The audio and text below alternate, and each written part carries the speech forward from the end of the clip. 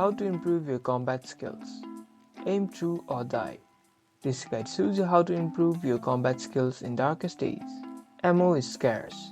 Prioritize headshots. One bullet to the head is better than 10 to the body.